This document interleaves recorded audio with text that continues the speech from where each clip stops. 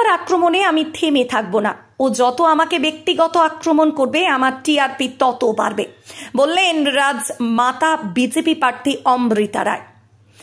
বারে বারে মহুয়া আমাকে ব্যক্তিগত আক্রমণ করলেও আমি তার ভয় থেমে থাকবো না, আমি আমার কাজ বন্ধ করব না। মহুয়া যত আমাকে ব্যক্তিগত আক্রমণ করবে আমার টিআরপি তত বাড়বে। আজ কৃষ্ণনগর জেলা আদালতে বার কাউন্সিলের সমস্ত আইনজীবীদের সাথে সৌজন্যের সাক্ষাতে এসে মহুয়া মৈত্র সম্পর্কে এমনই মন্তব্য করলেন কৃষ্ণনগরের বিজেপি প্রার্থী অমৃতা রায়। আমি আর সব কোথায় গেলাম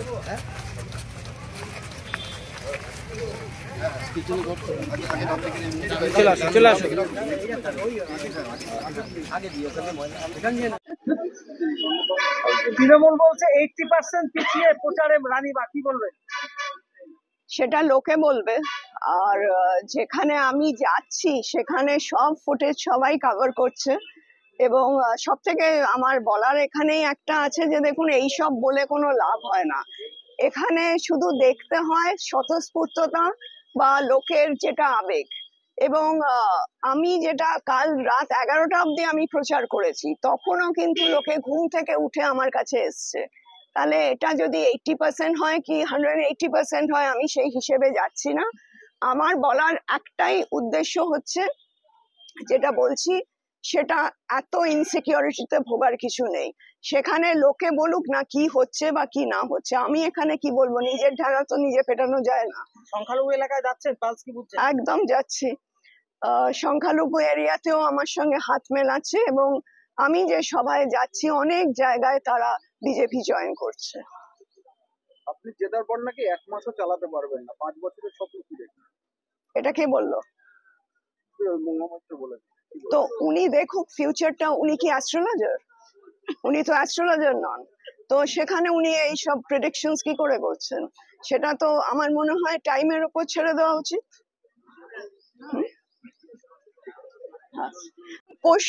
আচ্ছা, আর একটা জিনিস আমি মহুয়া মৈত্র নিয়ে বলতে চাই।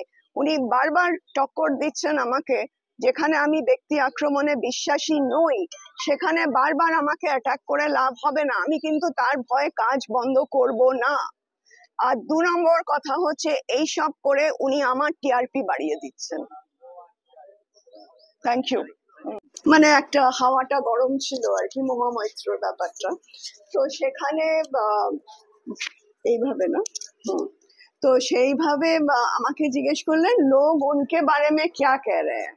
তা আমি যেটা শুনেছিলাম আমি তখনই বলেছিলাম যে আমাকে সবাই জিজ্ঞেস করছিল ওর কি হবে তাহলে, তো আপনাদের কি মনে হয় কি হওয়া উচিত? তো তখন বলেছিলেন ওর জেলে যাওয়া উচিত। তো সেই নিয়ে একটা ভাইরাল হয়েছে, মহুয়া মৈত্রই বোধহয় করেছেন, সেটা is bad taste I feel. But anyway what ever it is, it's her view. যে ফুট ইন দ্য মাউথ হয়ে গেছে আমার কথাটা, because I come from a non political background, but it's not what I am saying, it is something the public is saying, and there are enough evidence to show. কারণ social media আমার সঙ্গে থাকে, বিভিন্ন TV channel আমার সঙ্গে থাকে, বিভিন্ন news agency আমার সঙ্গে থাকে। তো এটা তো লোকে বলছে, সেটাই আমি মোদিজিকে বলেছিলাম।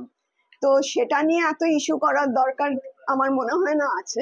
সেটা লোকের রায়টাই অ্যাকচুয়াল আমার জিত বা হার, সেটা আমি মনে করি না যে এটা একটা বিরাট issue. Mahua Moitra is not an issue with me. I am just fighting the corruption and the system of this whole of West Bengal.